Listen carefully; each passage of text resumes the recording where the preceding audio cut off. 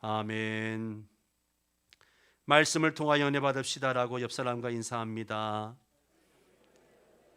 할렐루야. 네. 시편 127편 1절에 보면 이런 말씀이 있습니다. 여호와께서 집을 세우지 아니하시면 세우는 자의 수고가 헛되며 여호와께서 성을 지키지 아니하시면 파수꾼의 깨어 있음이 헛되도다. 아무리 인간이 집을 세우려고 노력해도 하나님께서 세워주시지 않으면 그 집은 불완전한 집일 수밖에 없습니다.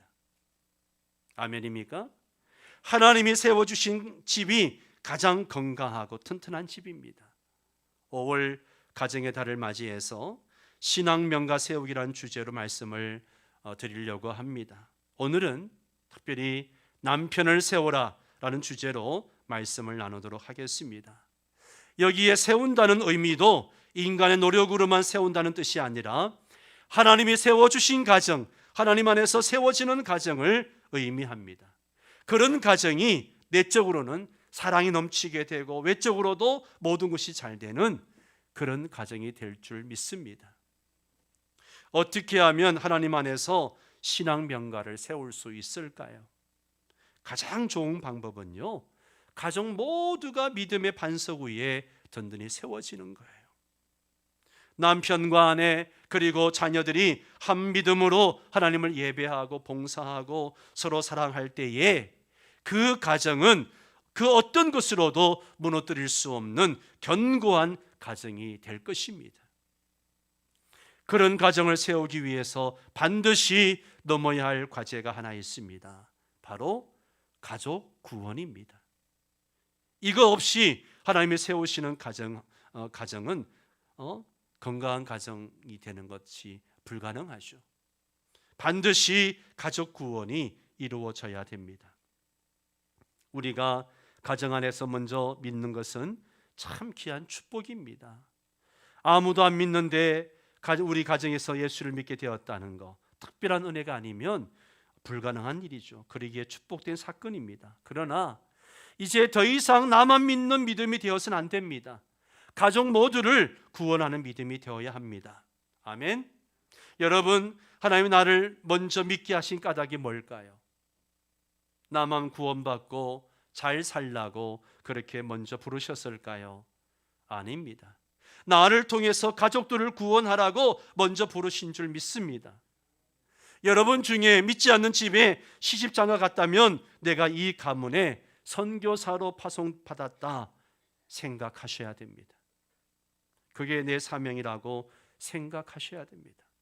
사명자는 그 사명을 완수하고 하나님 앞에 서야 됩니다. 그래야 칭찬이 있습니다. 자, 오늘 본문 말씀을 보겠습니다. 사도행전 16장 30절과 31절에 보면 그들을 데리고 나가 이르되 선생들이여 내가 어떻게 하여 구원을 받으리까 하거늘 같이 읽습니다. 이르되 주 예수를 믿으라 그리하면 너와 내 집이 구원을 받으리라. 아멘. 자, 이 말씀을 자세히 보면 하나님은 처음부터 나 한 사람만 구원받기보다는 가족 모두가 구원받기를 원하신다는 것을 알 수가 있습니다. 30절에 보면 간수가 그들을 데리고 나가서 선생들이요 내가 어떻게 하여 구원을 받을 수 있습니까? 내가 어떻게 해야 구원받을 수 있습니까? 라고 묻는 거예요. 1인칭 단수입니다. 자기 개인의 구원에 관해서 물었습니다. 그런데 바울은 뭐라고 대답합니까? 그 사람 개인 구원만 아니라 31절에 보면 예수를 믿으면 너와 내 집이 모든 가족이 구원을 받을 것이다 라고 이야기합니다. 개인 구원이 아니라 가족 구원을 말하고 있는 겁니다. 하나님은 개인 구원이 아니라 가정 전체의 구원에 관심이 있으시다는 것이죠. 내가 구원받았다면 정말 귀한 복을 받은 사람입니다. 그런데 그 복보다도 더 큰 복은 바로 내가 예수 믿고 나 때문에 내 남편, 내 아내, 내 자녀들, 내 부모님들까지 다 구원받은 것. 이 복이 복 중에 가장 큰 복입니다. 지금 우리 명성교회도 그런 복을 누리는 가정들이 여러 분 계십니다. 처음 우리 권사님, 집사님들이 예수 믿고 그렇게 가족을 구원한 가정들이 있고요. 주일 학생이 먼저 예수 믿고 엄마 아빠를 전도하고 형제들을 전도하고 구원받은 가정들이 여러 명 있습니다. 얼마나 귀한 복인지 몰라요. 그렇다면 가족을 구원함에 있어서 제일 먼저 누구를 구원해야 할까요? 일반 가정을 보면요, 보통 남편들이 먼저 예수를 믿는 것이 아니라 부인들이 예수를 믿는 가정들이 많습니다. 부인이 먼저 믿고 나서 그 다음에 남편들이 교회를 따라 나옵니다. 거의 대부분 이 과정을 거치죠. 그런데 문제는 뭐냐 하면, 내가 믿는 것은 쉬운데 다른 사람을 믿게 하는 것, 이것은 왜 그리 어려운지요. 특별히 가족 전도는요, 더 어려운 것 같습니다. 우리 성도들 중에 정말 20년, 30년 눈물로 기도하며 지금도 남편 또 가족들 전도하려고 애를 쓰는 가정들이 있어요. 너무너무 어렵습니다. 이 시간은 어떻게 하면 가족 구원을 시킬 것인가를 말하려고 하는데요, 앞에서 말한 대로 보통은 자매들이 먼저 예수를 믿기 때문에 이 자매들의 관점에서 접근을 하도록 하겠습니다. 자매들의 입장에서 제일 먼저 전도해야 할 대상은 가장 가까운 남편과 자녀들이죠. 그런데 자녀들은 엄마가 예수를 믿게 되면 보통 자연스럽게 따라 나오니까 다음에 다루도록 하고요. 이 시간에는 남편들을 어떻게 전도할 수 있을까? 남편들을 어떻게 전도할 수 있을까? 또 남편들이 어렵게 예수를 믿고 있기는 한데 어떻게 하면 그 남편을 가정의 제사장, 우리 가정의 제사장으로 세울 수 있는가 하는 문제를 좀 생각해 보려고 합니다. 남편의 구원 전략, 어떻게 하면 남편을 구원할 수 있을까? 잘 들으셔야 됩니다. 그 비법을 말씀드리겠습니다. 이 비법대로 하면 99% 성공 확률을 기대할 수 있습니다. 남편 전도의 비법의 핵심은요, 어려운 거 아니에요. 성경의 원리를 따르라는 거예요. 성경의 원리. 왜냐하면 성경에 남편을 어떻게 전도할 수 있는지 분명한 원리가 담겨 있기 때문입니다. 그 성경의 원리대로 하기만 하면 남편을 구원할 수 있습니다. 자, 그러면 성경의 원리를 보겠습니다. 베드로전서 3장 1절에서 7절 말씀을 한 절씩 교독을 합니다. 제가 1절을 읽습니다.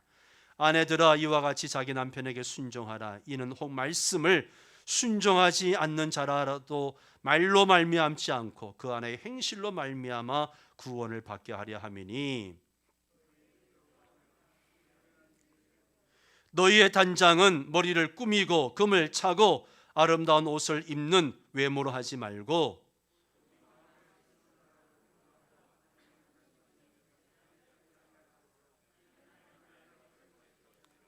전에 하나님께 소망을 두었던 거룩한 부녀들도 이와 같이 자기 남편에게 순종함으로 자기를 단장하였나니,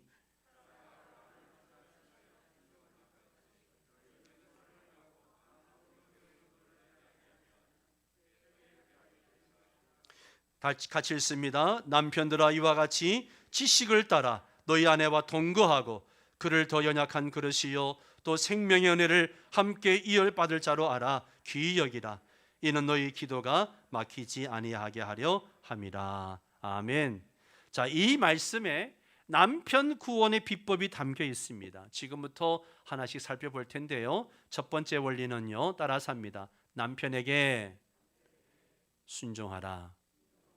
갑자기 목소리가 작아지네요, 여성분들. 자, 다시 한번 따라하면 남편에게 순종하라. 어쩌면 이 첫 번째 원리가 가장 중요합니다. 이 원리가 거의 90%의 중요성을 가지고 있다고 해도 과언이 아닙니다. 이것만 잘해도 남편 구원은 거의 다 할 수 있습니다. 그렇지만 가장 하기 어려운 것이기도 합니다. 특히 요즘은 더 그렇습니다. 요즘은 남편에게 순종해야 한다 이렇게 이야기하면 굉장히 거부감을 갖습니다. 고리타분한 말로 생각할 수도 있습니다. 이런 이유들 때문에 순종이 쉽지 않습니다. 그런데도 성경은 남편에게 순종하라고 합니다. 왜요? 남편 구원을 위해서 해야 하고 이것이 제일 중요하기 때문에. 자, 1절에 보면 아내들아, 이와 같이 자기 남편에게 순종하라. 이와 같이라는 말이 있습니다. 이와 같이. 이와 같이는 뭐예요? 이 앞에 무슨 이야기를 하고 있습니까? 예수 그리스도의 십자가의 죽음을 얘기하고 있습니다. 왜 왕이신 창조주이신 예수님께서 그렇게 사람들에게 멸시를 받고 학대를 받고 십자가에 죽으셔야 했는가? 우리를 구원하시기 위해서 우리 주님이 그렇게 십자가에 순종하셨다. 아내들아, 이와 같이 너희도 남편에게 순종하라 라고 말합니다. 사랑하는 성도 여러분, 그리스도인은 성경적 가치관, 성경적 결혼관을 가지고 있어야 됩니다. 세상으로도 배운 것이 아니라 성경이 뭐라고 얘기하는가, 이것을 따르는 것이 그리스도인입니다. 첫 번째 원리가 남편에게 순종하라는 거예요. 두 번째 원리는 따라서 합니다. 말이 아니라 행실로 하라. 1절은 왜 아내들이 남편에게 순종해야 되는지 이렇게 설명합니다. 자, 1절을 같이 읽습니다. 아내들아, 이와 같이 자기 남편에게 순종하라. 이는 혹 말씀을 순종하지 않는 자라도 말로 말미암지 않고 그 아내의 행실로 말미암아 구원을 받게 하려 함이니. 자, 우리가 남편들에게 순종해야 될 이유가 있습니다. 그렇게 순종할 때 안 믿는 남편들이라 할지라도 우리의 행실을 보고 믿음을 가지기 때문입니다. 믿는 자매들이 착각하고 있는 것 중에 하나가요, 무슨 좋은 말씀을 남편들에게 전해주면 남편들이 깨닫고 믿음을 가지지 않을까 하는 착각입니다. 특별히 설교 들을 때 목사님이 은혜로운 말씀을 하면 야, 이 말씀은 우리 남편이 들어야 하는데 그러면서 막 마음에 불이 붙습니다. 집에 가면 오늘 설교를 남편에게 전해줘야지 하고 집에 가서 남편들에게 이야기를 해줍니다. 열정은 좋은데요, 효과가 있던가요? 남편이 듣던가요? 안 듣습니다. 귀담아 안 듣습니다. 시큰둥합니다. 그러다 보니 자매들의 입장에서는 더 불만이 쌓이죠. 왜 이렇게 귀한 말씀을 받아들이지 않나 답답하기도 하고 때로는 더 미운 마음이 들기도 합니다. 그런데요, 그렇게 하지 마십시오. 아무리 귀한 말씀을 전해주어도 남편들이 귀담아 듣지 않는 이유가 있습니다. 이유가 있어요. 남편과 아내는요, 너무 가까워요. 너무 가깝기 때문에 여러분의 실체를 너무나 잘 알고 있습니다. 여러분의 약점이 뭔지 다 알고 있고요, 여러분이 바가지 긁는 것을 다 기억하고 있고요, 내 나쁜 습관까지 다 알고 있는 사람이 남편이에요. 그런 남편에게 좋은 말씀 아무리 이야기해 줘봤자 듣지 않는 거예요. 말은 하지 않지만 속으로 뭐라 그러는지 아세요? 너나 잘하세요. 너나 잘하세요. 그런다고요. 그러니 전도가 됩니까? 안 됩니까? 안 되는 거죠. 말이 안 먹히는 거예요. 그러니까 말로 전도하려고 하지 말라는 겁니다. 어떻게 하라고 이야기합니까? 생활로, 행동으로 보여주라는 거예요. 그래서 오늘 본문도 말씀을 순종하지 않는 자라도 말로 말미암지 않고 그 안에 행실로 말미암아 구원을 받게 하려 함이라. 무슨 말입니까? 아무리 좋은 말을 해도 변화가 안 되는 남편이라 할지라도 우리의 행실 때문에 될 수도 있다는 거예요. 말로 해서는 안 되는데 우리의 행실 때문에 될 수 있다는 거예요. 어떤 행실을 말할까요? 예수 믿고 변화된 행실을 얘기하는 거죠. 예수 믿고 변화된 행실. 구체적으로 어떤 행실일까요? 2절에 설명되어져 있는데요, 이 2절을 제가 세 번역으로 한번 같이 읽도록 하겠습니다. 시작. 그들이 여러분의 경건하고 순결한 행실을 보고 그렇게 될 것입니다. 첫 번째는 우리의 경건한 행실을 보고 그렇게 된다는 거예요. 경건한 행실. 개역 개정에는 두려워하며 라고 번역되어 있는데 사실은 같은 이야기예요. 이 두려움은 하나님을 두려워하는 거예요. 세상 사람들이 온갖 죄를 짓고 함부로 말하고 함부로 행동하는 이유가 뭐예요? 하나님을 두려워하지 않기 때문에. 요즘 뉴스를 볼 때마다 끔찍할 때가 많죠. 어떻게 사람이 이렇게 악할 수 있을까? 왜 그래요? 하나님을 두려워하지 않기 때문에 그렇습니다. 그런데 믿는 자매들이 항상 하나님이 나를 보고 계신다 생각하면서 하나님에 대한 두려움을 가지고 행동을 하면 결코 함부로 행동할 수가 없죠. 남편에게 함부로 말을 하고 함부로 바가지를 끌고 행동을 하지 못합니다. 남편들도 그걸 보는 거예요. 우리의 행동이 이전과 다른 것을 봅니다. 우리가 행동으로 정말 하나님을 믿는 사람인 것을 보여주는 거예요. 그게 멋진 말보다도 더 큰 가마력이 있다는 것이죠. 그래서 성경은 우리의 경건한 행실을 보여주라고 이야기합니다. 두 번째는 우리의 순결한 행실을 본다고 이야기합니다. 순결한 행실. 여러분, 요즘 세상을 보십시오. 남자하고 여자하고 할 것 없이 얼마나 삶이 순결하지 못한지 몰라요. 우리 사회가 얼마나 부정하고 음란한지 모릅니다. 쾌락적이고 자기 만족만을 위해서 흥청망청 그렇게 살아가는 사람이 너무나 많습니다. 또 얼마나 많은 시간과 돈을 쓸데없는 곳에 쓰고 다니는지 몰라요. 그런데 믿는 자매들은 세상의 여인들과 다른 삶을 살아가는 겁니다. 깨끗하고 정결한 삶을 살아가는 거예요. 그럴 때 역시 믿는 사람이 다르구나, 이런 말을 듣게 된다는 거죠. 자, 세 번째 원리는 따라서 합니다. 외모가 아니라 인격과 성품으로. 외모가 아니라 인격과 성품으로입니다. 3절 4절 말씀을 보십시오. 너희의 단장은 머리를 꾸미고 금을 차고 아름다운 옷을 입는 외모로 하지 말고, 같이 읽습니다. 오직 마음에 숨은 사람을 온유하고 안전한 심령에 썩지 아니할 것으로 하라. 이는 하나님 앞에 값진 것이니. 사람을 진정으로 움직이는 것은 외모가 아니라 인격입니다. 처음에는 외모로 사람을 움직일 수 있습니다. 그러나 외모로 움직이는 것은 오래 가지 못합니다. 일부 예배 때 우리 명언 자매한테 그랬어요. 명언 자매, 사람을 움직이는 것은 외모가 아니라 인격이니까 이걸 염두에 두고 결혼해야 된다라고 이야기했습니다. 그렇다고 규호 형제가 인격이 안 좋다는 게 아니에요. 둘 다 우리 교회 청년들입니다. 요즘 청년들과 제자 훈련을 하면서 북쉐링을 하고 있는 책이 결혼을 말하다라고 하는 책을 가지고 청년들과 매주 목요일마다 이제 8시 반부터 한 11시 반 정도까지 북쉐링도 하고 제자 훈련을 합니다. 그런데 이 결혼을 말하다에서 얘기하는 것도 바로 이런 부분이에요. 로맨스를 위해서 배우자를 선택하느냐, 아니면 예수 그리스도 안에서 함께 살아갈 결혼 대상자를 찾느냐, 이게 중요하다는 것을 끊임없이 얘기하죠. 얼굴이 예쁘다고 결혼을 했지만 성품이 나쁘면요, 금방 드러납니다. 그러면 실망하는 거죠. 그러나 외모는 두드러지지 않아도 인격과 성품이 좋은 사람은 살면 살수록 더 좋습니다. 여러분, 그렇지 않던가요? 갑자기 이상해지네요. 사람의 마음을 깊이 그리고 오래오래 움직이는 것은 사람의 인격이죠. 그래서 3절을 보세요. 너희의 단장은 머리를 꾸미고 금을 차고 아름다운 옷을 입는 외모로 하지 말고.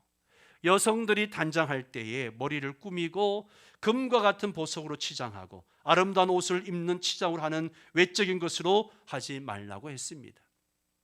그것보다는 4절처럼 오직 마음에 숨은 사람을 온유하고 안전한 심령에 썩지 아니할 것으로 하라. 이는 하나님 앞에 값진 것이니. 마음에 숨은 사람을 단장하라고 했습니다.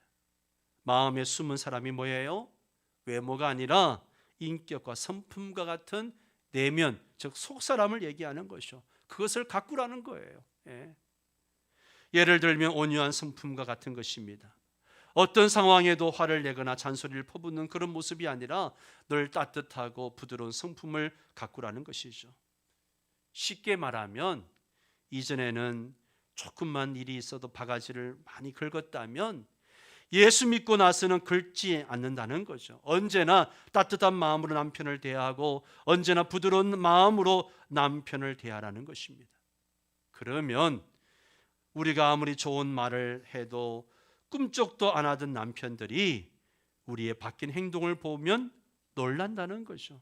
아니, 이 여자가 뭘 잘못 먹었나? 왜 이러나? 놀라는 거죠. 처음에는 이 여자가 왜 이러나 하지만 우리의 성품이 정말 바뀐 것을 보면 남편들이 은혜를 받습니다. 왜요? 바뀔 인간이 아닌데 바뀌었거든요. 예, 은혜를 받는 거예요. 그러면 정말 하나님이 있기는 있는 모양이다. 이 마누라가 바뀐 거 보니까 그래 나도 한번 믿어봐야지. 이런 마음이 생긴다는 거죠. 남편을 움직이는 것은 외모가 아니라 성품입니다. 그래서 우리는 외모를 가꾸기보다는 내면과 인격을 가꾸어야 됩니다. 그렇다고 전혀 외모를 꾸미지 말라는 뜻은 아닙니다.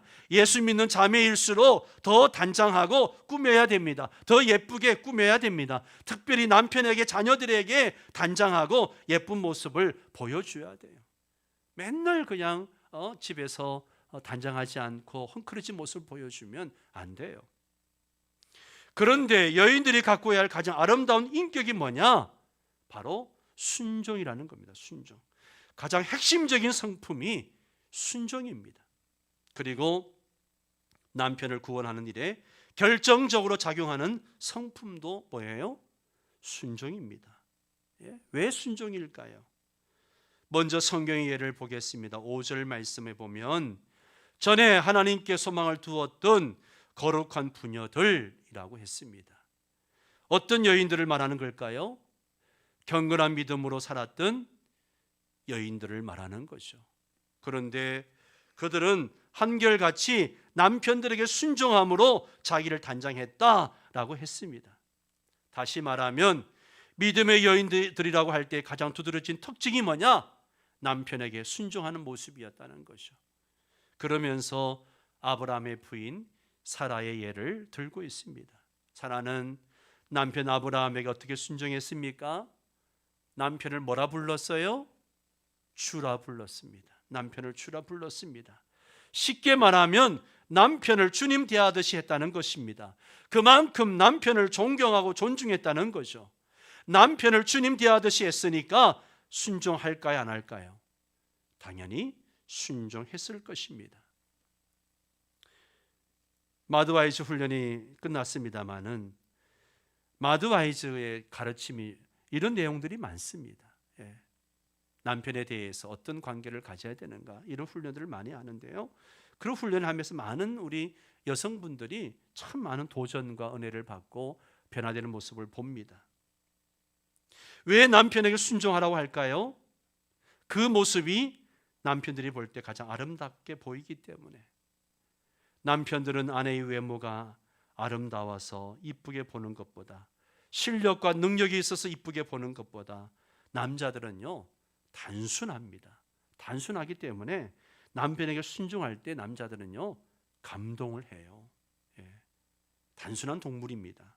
전에는 버럭버럭 소리 지르던 아내가 예수 믿고 순한 양처럼 순종할 때 남편은 감동을 받습니다. 또 하나, 남편들이 아내들의 순종을 좋아하는 이유가 있습니다. 하나님이 그렇게 만드셨기 때문이에요. 하나님은 창세기를 보면 남편들을 아내의 리더로 세우셨습니다. 특별히 창세기 3장 16절 말씀, 우리 자매들만 한번 같이 읽겠습니다. 시작.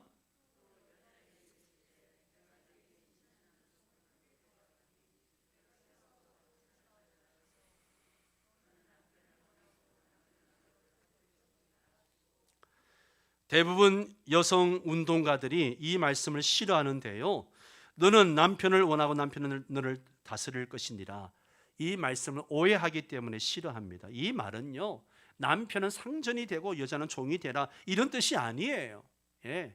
남편이 아내를 이끄는 리더가 된다는 말입니다. 가정에는 리더가 있어야 되는데 하나님은 창세 때부터 그렇게 남자를 가정의 리더로 세우셨습니다. 창조 원리예요. 특별히 또 남자들은 남편이 되었으면 가족을 책임지는 남편이 돼야 됩니다. 가족의 생계를 책임지고 가정의 모든 걸 책임지는 남편이 돼야지 그런 역할을 못하면 또 안 됩니다. 아내들이 남편에게 순종해야 하는 이유는 남편이 가정의 머리이기 때문입니다. 남편들은 본선적으로 리더로서 인정받고 존경받고 싶어 합니다. 자기가 머리가 되고 싶어 하고 가족들이 자기의 권위를 존중하고 따르기를 바라죠. 그런데 남자들이 가정에서 리더로서 존중을 받지 못할 때 받는 좌괴감은요, 상상을 초월합니다. 남편들이 가장 힘들어하는 것이 바로 무시받는 거예요. 제가 목회하면서 한 2번 이런 일을 겪었는데요. 오늘 어떤 남자 성도한테 전화가 왔습니다. 술이 취했어요. 그래서 찾아갔습니다. 갔더니만 번개탄을 사놓고 죽으려고 준비를 하고 계세요. 사연을 들었습니다. 무슨 일입니까? 한마디로 이런 거예요. 인정을 받지 못하는 거죠. 아내에게 인정받지 못하고 자녀들에게 인정받지 못하고, 그러니까 그 무시받는 것을 너무너무 힘들어하는 거죠. 그래서 오랫동안 이야기를 들어주고 함께 이야기하고 그러면서 격려해주고 그랬는데요. 남편들을 무시하는 것은요, 남자의 존재 가치를 부숴버리는 것 같습니다. 죽고 싶은 고통을 느끼는 거죠. 반대로 존중해주면요, 살맛이 납니다. 기분이 좋아집니다. 비록 직장에서는 상사들의 눈치를 보고 살아도 적어도 가정에 들어오면 존중받고 싶어 하는 거죠. 그래서 자매들은 남편들을 가정에서만이라도 최고로 대접해 줘야 됩니다. 당신이 최고야. 예. 트로트만 부를 때 할 것이 아니라, 예. 진짜로 남편에게 당신이 최고라고 높여줘야죠. 예. 그러면 직장에서 아무리 힘든 일이 있어도 가족들을 위해서 힘을 냅니다. 그런데 직장에서도 무시당하고 가정에서도 가족들에게 무시를 당하면요, 어떻게 될까요? 살 맛이 없는 거죠. 집을 뛰쳐나가는 거예요. 그래서 남자들이 노숙자가 되는 겁니다. 부인들은 가정에서 남편을 존중해 주십시오. 아무도 아멘이 없네요. 예, 정말 진심으로 존중하고 순종해 주십시오. 이런 말을 하면 그 인간이 존중받을 인간이 되어야지 내가 존중해 주지. 여러분, 그거 앞서서 우리는 먼저 성경적 원리를 따라야 돼요. 성경이 그렇게 말씀하셨기 때문에 순종하셔야 됩니다. 남편의 댄데미를 떠나서 내가 먼저 순종해 보십시오. 예. 특별히 믿는 자매들이 그렇게 하셔야 됩니다. 그것이 성경적입니다. 이게 100마디 말보다도 더 큰 은혜를 끼칩니다. 남편을 리더로 존중하십시오. 단지 가정의 리더뿐만 아니라 영적 리더로 세우십시오. 가정의 제사장으로 세우십시오. 그런 비전을 가지시기 바랍니다. 남편의 영적 일을 주도하게 하십시오. 남편의 인도로 가정 예배를 드리는 그런 꿈을 꾸십시오. 그리고 남편이 자기 전에, 출근하기 전에 자녀들의 머리에 손을 얹고 축복 기도하는 그런 소망을 가지십시오. 이 일을 위해서 앞에서 말한 그런 성경적 원리를 따르시기를 바랍니다. 그래서 올해는 모든 남편들을 구원시키는 그런 한 해가 되기를 바랍니다. 여기서 이야기를 끝내면 한쪽은 서운해지겠죠. 예, 그러면 아내를 어떻게 또 전도할 것인가? 굉장히 단순합니다. 한마디로 사랑하면 되는 거예요. 남편들이 부인을 움직이는 가장 핵심적 원리는요, 부인을 사랑하는 겁니다. 어떻게 해요? 에베소 5장 25절 말씀을 같이 읽습니다. 남자들만 같이 읽습니다. 남편들아, 아내 사랑하기를 그리스도께서 교회를 사랑하시고 그 교회를 위하여 자신을 주신 같이 하라. 아멘. 남편들은 아내를 어떻게 사랑해야 됩니까? 주님이 교회를 사랑하시듯이 사랑해야 됩니다. 주님이 교회를 어떻게 사랑했습니까? 자기 자신을 주시면서까지, 생명까지 바치면서 사랑하셨습니다. 남편은 아내를 그렇게 사랑해야 됩니다. 28절 말씀도 같이 읽으면 남편들 시작.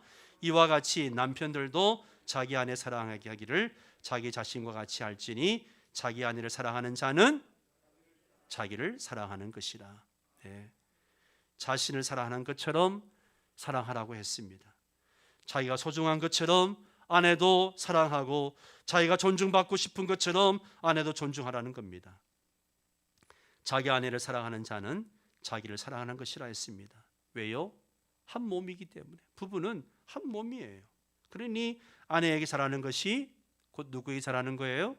자기에게 잘하는 것입니다. 아내에겐 다른 것보다 사랑이 제일 중요합니다. 선물을 사주는 것보다 사랑하는 것이 제일 큰 기쁨이죠. 큰 선물이 아니라 좋습니다. 마음으로 위해주고 사랑한다 고백하고 그렇게 하면 살만 나는 거죠. 요즘 노후에 대해서 많이들 이야기합니다. 기대 수명이 100세라고 이야기하죠. 노후 대책을 잘해야 하는데 여성들은 노후 대책에 필요한 5가지가 있다고 합니다. 첫째는 돈이고요. 둘째는 건강이고요. 셋째는 딸. 우리 집은 큰일 났네. 넷째는 친구고요. 다섯째는 강아지랍니다. 5가지 중에 남편은 없습니다. 그런데 남자는 좀 다릅니다. 남자의 노후 대책 5가지가 뭐냐? 첫째는 아내, 둘째는 부인, 셋째는 마누라, 넷째는 와이프, 다섯째는 안사람. 무슨 말입니까? 남편의 노후에는 아내가 없으면 아무것도 아니라는 것이죠. 여자는 남편 없어도요 혼자 잘 삽니다. 근데 남자는요 부인이 없으면 그야말로 비참하죠. 그러나 부인만 있으면 안 되는 것이 없습니다. 거의 다 되죠. 남편들 잘 새겨들어야 됩니다. 노후를 편하게 보내고 싶다면 지금부터 부인에게 잘하십시오. 젊을 때 부인 구박했다가 노년에 이혼당하는 남자들 많이 봅니다. 지금은 자식 때문에 어쩔 수 없이 살지만 자식들 결혼만 해봐라 칼을 갈고 있는 여성들이 많다고 그러죠. 노후를 위해서 적금들 생각하지 말고 부인에게 잘하십시오. 그것이 가장 확실한 보험이라는 거죠. 올해는 가장 가까운 사람을 전도합시다. 그래서 온 가족이 함께 예수 믿는 그런 복을 누리시기 바랍니다. 더 이상 미루지 마십시오.